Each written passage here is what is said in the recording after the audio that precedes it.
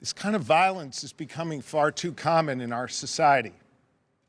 And I don't give a damn if it's coming from one particular side or the other, directed at one particular party or another, or one particular person or another. It is not okay. And it has to stop.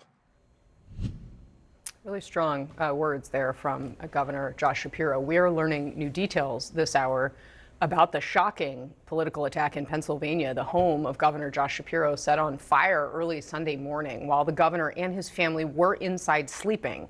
Today, investigators revealing new details about the suspect, including plans that he had if, in fact, he had come into direct contact with Shapiro. Let's get right to CNN's Danny Freeman. He's live for us in Harrisburg, Pennsylvania. Danny, these pictures are just so hard to look at. Governor Shapiro, obviously, has been someone who has a very straightforward and pragmatic messaging on many a political topic. And I think you could really hear in his voice the conviction that he has around this. What more are we learning about the person who did this, why they did it, and how we ended up here? Yeah, Casey, you could hear the conviction in his voice and also the genuine concern for his family and others who were inside the house when this fire started.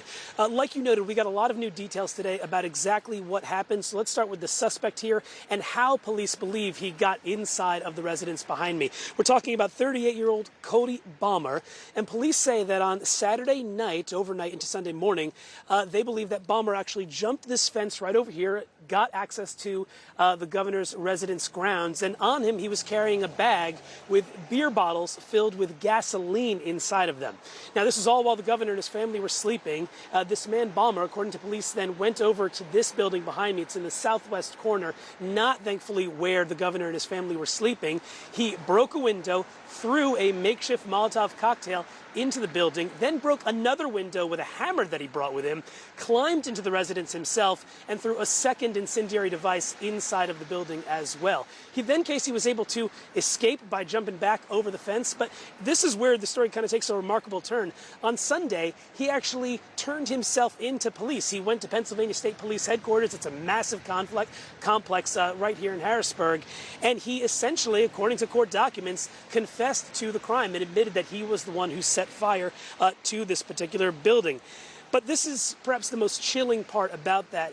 When he was speaking to investigators, again, according to court documents, police asked him, as you noted, what was your plan if you had encountered Governor Shapiro inside of his residence? And he told police he would have, quote, beaten him with his hammer.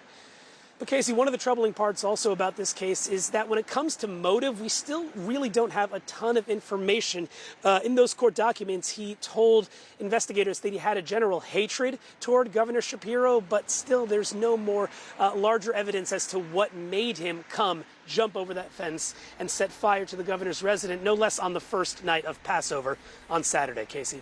Yeah, all right, Danny Freeman, we are just learning in here as well that Cody Balmer, the suspect here that you've been reporting on, is going to be arraigned at 5 p.m. Tonight. That just in to CNN here. Danny Freeman, thank you very much for that.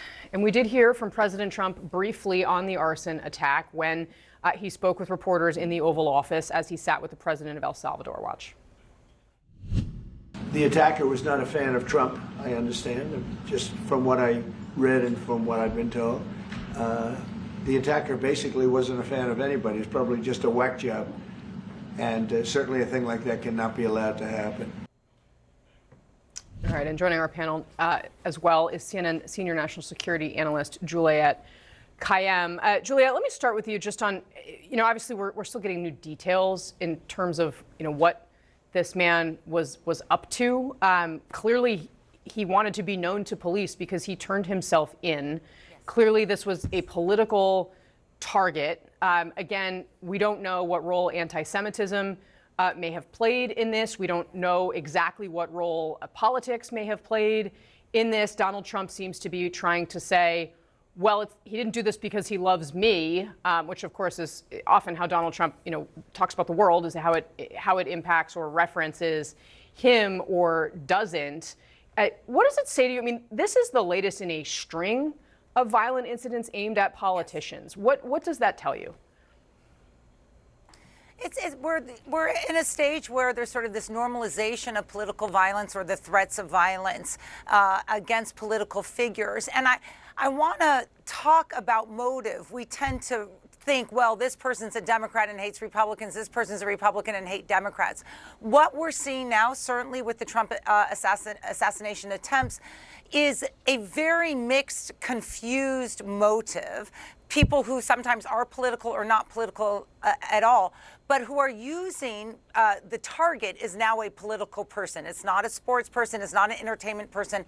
It's not even a family member. And I think that can be blamed for the heightened threat levels that we see in the political discourse, the threatening of violence as a response to political disagreements. Even, in fact, I just have to say, like, even the Oval Office meeting you all were just talking about, like, there's this tinge of, if we don't like you, we're going to, like, throw you to El Salvador. There's a sense of the discourse. So I don't know if these motives are as pristine as they used to be. And that is a challenge, because then they're harder to stop.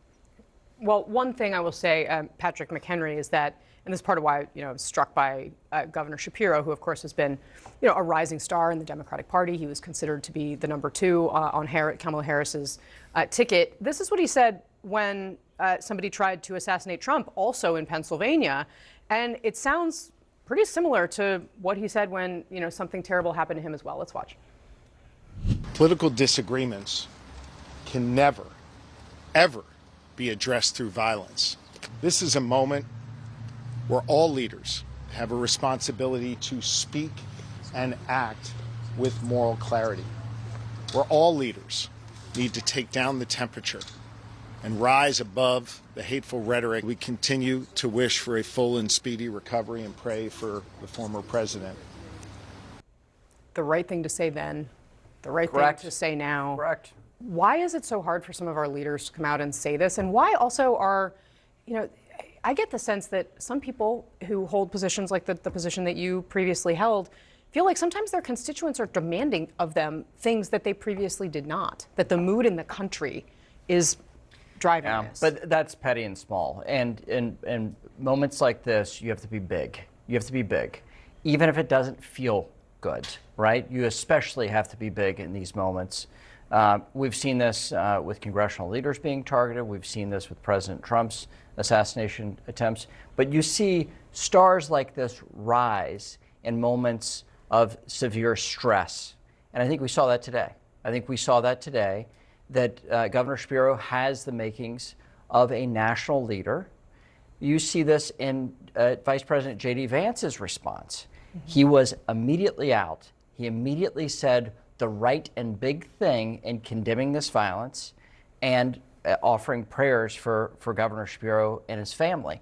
The right thing to do. Absolutely tone, pitch perfect for both of these leaders. But absolutely, we've got to condemn violence. This has gotten way out of hand, that's for sure.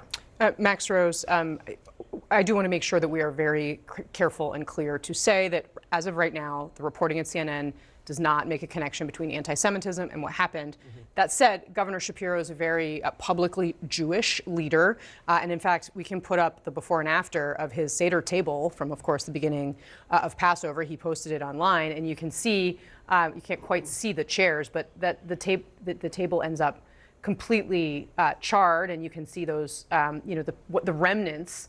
And this just really struck me as very stark, because we do know that anti-Semitism broadly is rising throughout the country. I mean, how is this being received by people who are Jewish as they look at these images? Well, it's absolutely frightening. And just to put this in context, his family were all asleep at that point. And you could sense it in the tone of his voice. This was deeply personal. This was not just about his own safety, but about the safety of those he loves the most. And I'm Jewish, every Jewish person, or at least most, could identify with the fact that we were all with our families over the last few evenings, just as he was.